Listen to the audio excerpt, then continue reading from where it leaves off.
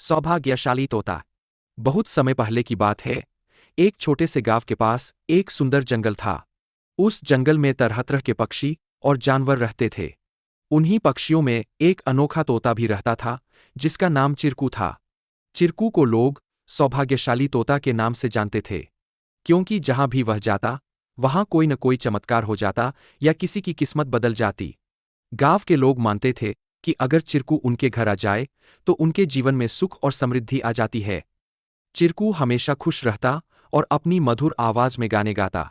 लोग उसे फल और अनाज खिलाते और उसकी भलाई की कामना करते थे।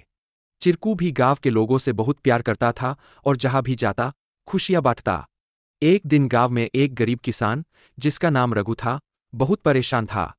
उसकी फसलें बर्बाद हो गई थीं और उसके पास खाने को भी कुछ नहीं था। वह दिन रात मेहनत करता, लेकिन किस्मत उसका साथ नहीं दे रही थी। एक दिन रघु ने गांव के लोगों से चिरकू के बारे में सुना और सोचा कि शायद यह सौभाग्यशाली तोता उसकी भी मदद कर सकता है। रघु ने तय किया कि वह चिरकू से मिलकर अपनी किस्मत बदलने की विनती करेगा। अगले दिन वह जंगल की ओर चल पड़ा और चिरकू को खोजने लगा। बहुत ढूंढने के बाद उसे चिरकू एक पेड़ की डाल पर बैठे हुए मिला। रघु ने बड़े ही आदर के साथ कहा। चिरकू ने रघु की बातें ध्यान से सुनी और उसकी आंखों में दया उमड़ आई। चिरकू ने अपनी चोंच में एक छोटी सी चमकती हुई पत्ती उठाई और रघु को देते हुए कहा, यह जादुई पत्ती है। इसे अपनी जेब में रख लो और जब तुम अपने खेत में काम करने जाओ तो यह पत्ती तुम्हारी किस्मत बदल देगी।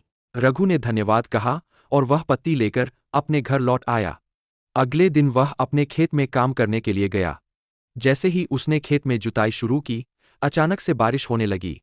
उसकी सूखी जमीन हरी भरी हो गई और थोड़े ही समय में उसकी फसलें लहलहा उठीं। रघु की मेहनत सफल हुई और उसकी किस्मत सच में बदल गई। अब रघु के पास भरपूर अनाज था और वह फिर से खुशहाल जीवन जीने लगा। उसने गांव के लोगों को चिरकू की बुद्धिमानी और उसके द्वारा दी गई जादुई पत्ती के बारे में बताया। सभी लोग चिरकू की प्रशंसा करने लगे और उसे और भी अधिक प्यार देने लगे। लेकिन चिरकू ने रघु को एक बात कही थी। याद रखना, यह पत्ती सिर्फ तुम्हारी मेहनत का साथ देगी। अगर तुम मेहनत करना छोड़ दोगे तो यह भी अपना जादू खो देगी। रघु ने चिरकू की बात समझ ली और कड़ी मेहनत जारी रखी। धीरे धीरे उसकी स्थिति पहले से बहुत बेहतर हो गई। वह गांव के सबसे सफल किसानों में से एक बन गया, लेकिन उसने कभी यह नहीं भूला कि उसकी सफलता में चिरकू और उसकी मेहनत का कितना बड़ा हाथ था। कहानी से सीख। इस कहानी से हमें यह सीख मिलती है कि किस्मत भी उन्हीं का साथ देती है जो खुद मेहनत करते हैं। सौभाग्य और अवसर तभी काम आते हैं जब हम अपने प्रयासों से उन्हें सही दिशा देते हैं।